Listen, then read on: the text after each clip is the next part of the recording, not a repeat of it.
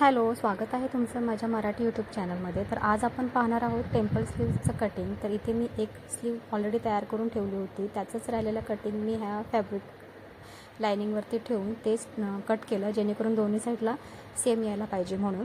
मग ते main फॅब्रिकवरती lining ठेवून आपण केलेल्या डिझाईनच्या भोवती अर्धा इंच खाली मार्किंग सोडून मी बरोबर ते कर्व ज्या शेपमध्ये आहेत त्या शेपला मशीन फिरून ते स्टिच करून घेत आहे.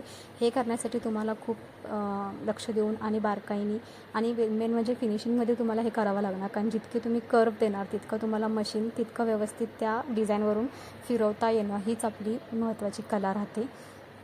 इथे मी माझा मुलगा झोपला होता त्यावेळेत मी एक स्लीव ऑलरेडी तयार करून ठेवली होती आणि ही पण मी तो झोपला होता त्यावेळेत तुम्हाला दाखवण्यासाठी म्हणून ही दुसरी ठेवली होती आणि त्याचा व्हिडिओ करत होते. तर हे पहा, मी बरोबर ही लाईन म्हणजे जी काही डिझाईन आहे त्या डिझाईनवरती मशीन फिरवत पूर्ण स्टिचिंग करून घेतलं आहे. लक्षात ठेवा की खाली अर्धा इंच तुम्हाला आधी सोडायचंच आहे, जेणेकरून तुम्ही जेव्हा ती स्लीव टर्न करणार मेन फॅब्रिकवरती लाईनिंग त्यावेळेला ते तुमचं फोल्डमध्ये निघून जाईल त्याच्यासाठी. मग मी ही स्लीव्ज पूर्ण शिवून घेतली. तोपर्यंत माझं पिल्लू उठलं म्हणून मी व्हिडिओ थोड्या वेळासाठी थांबवला, त्याला थोडं शांत केलं. मग ती मेन फॅब्रिकवरती लायनिंग पलटी करून घेतलं, वरून दागटीप मारून घेतली आणि राहिलेल्या तिन्ही बाजूनी मशीन फिरून घेतली, म्हणजे लायनिंगला फॅब्रिक एकदम फिक्स असं अटॅच करून घेतलं.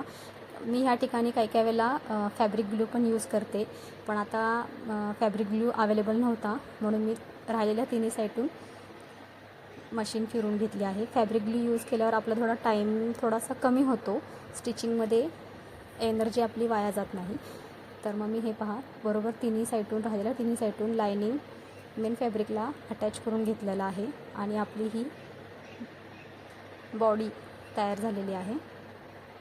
त्याच्यानंतर मी साईडचं एक्स्ट्राचं जे फॅब्रिक होतं ते कट करून टाकलं, जेणेकरून आपली फिनिशिंग ही तिथल्या तिथेच व्हायला पाहिजे. नंतर करून ठेवलं की ते राहून जातं, म्हणून मी जेव्हाच्या तेव्हाच एक्स्ट्राचं काही असेल धागेदोरे कट करते. त्याच्यानंतर मी साडीचा जो काठ होता तो अशा प्रकारे ॲडजस्ट केला की मी 2.5 इंच रुंदीला आणि हाईटला 5 इंच ठेवलं होतं. हे त्यानुसार काठ माझे मी ॲडजस्ट करून घेतले. मध्ये मला तो थोडासा जोड लावावा लागला काठ बॉर्डरला, कारण बॉर्डर त्याची छोटी होती म्हणून.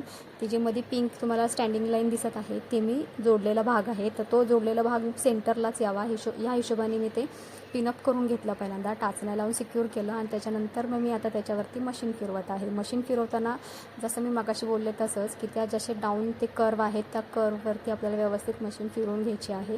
जिथल्या तिथेच वेळी आपलेच एक्स्ट्राचे जे दोरे वगैरे असतात ते वेळच्या वेळेस कट करून आपली फिनिशिंग अशी व्यवस्थित दिसली पाहिजे. शिवाय त्याच्यावरून दाबटीप अजून एक आपल्याला बाहेरून 1/2 इंचाची दाबटीप द्यायची आहे आणि आपली स्लीव्ज दोन्ही पण स्लीव्ज आपल्या रेडी झालेल्या आहेत. तर मला कमेंटमध्ये नक्की कळवा की हा व्हिडिओ तुम्हाला कसा वाटला. बाय.